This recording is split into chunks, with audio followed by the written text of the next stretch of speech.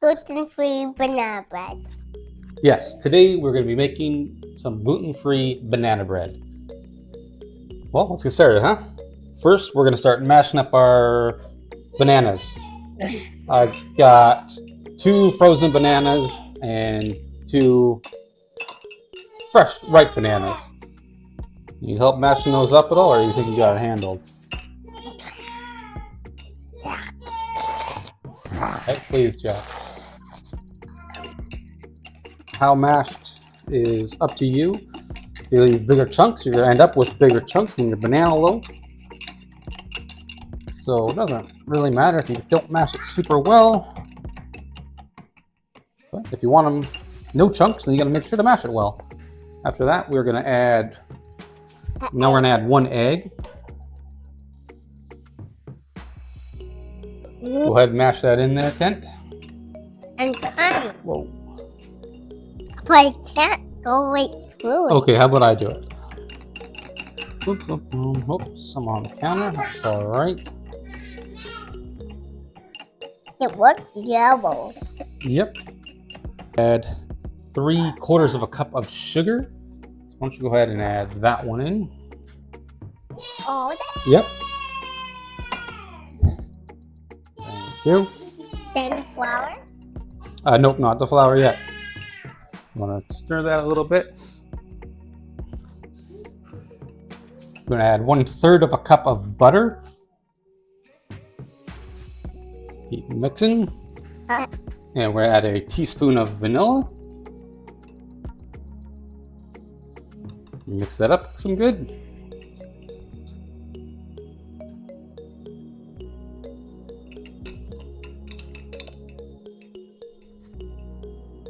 Perfect. Dad. Yep. Let me turn the other mixer. This one is a little hard to mix. Yeah, we'll let you mix the dry stuff. All right, now we're going to do the dry ingredients. Why don't you pour that cup of flour in there? This is actually a 1.5 cups of gluten-free flour.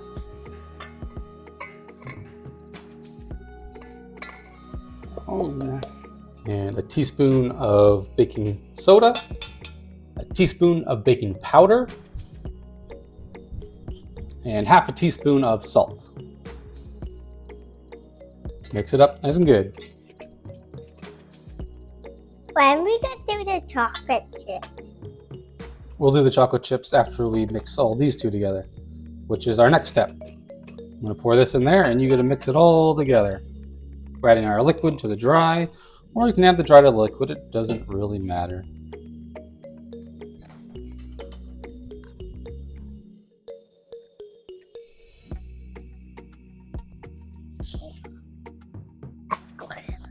We're going to add some chocolate chips and walnuts to ours. So I have 1/2 cup of chocolate chips and 1/2 cup of walnuts, because my kids aren't a huge fan of them, but I like them, so we'll add a little bit.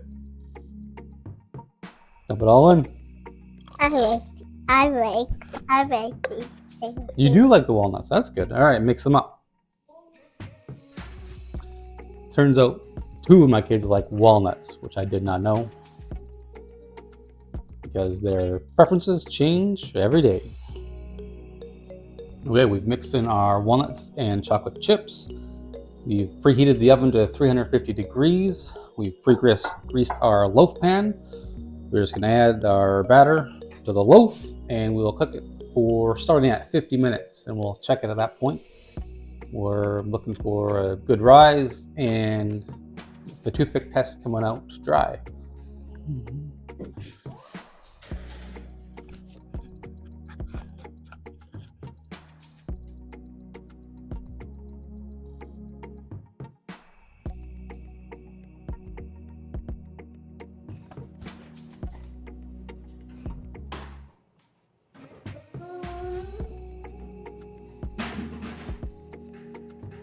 Oh, we hit a chocolate chip. Let's try again.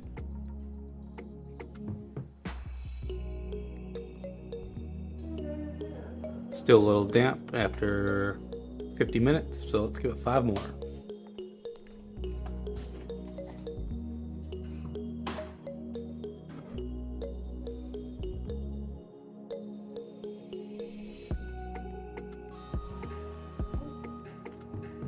still a little bit moist after 55 minutes, so we're gonna do 5 more minutes.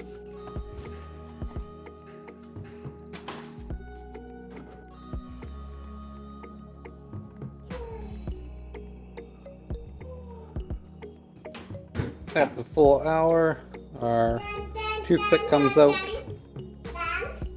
fairly dry. I think that's good. Then we let it cool off for about an hour. Let's slice into it and see how it looks.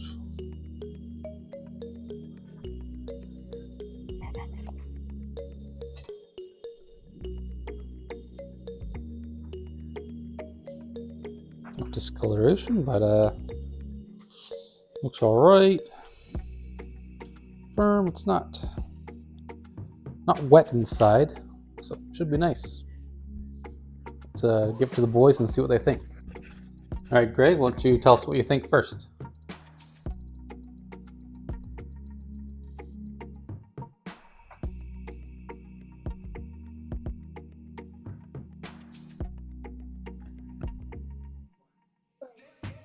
Got a good one? Great.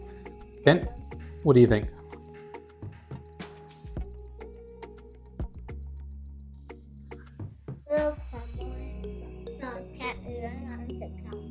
It's a little crumbly, so you can't eat it on the couch. That's good to know. We'll eat it at the counter. Yep.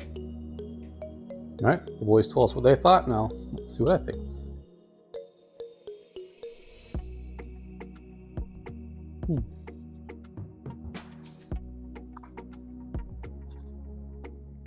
Really good.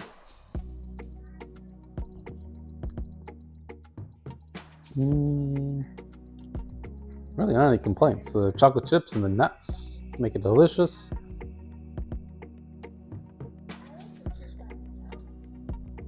Nope. Yeah, that's a great banana loaf. All right, Jack, tell me what you think.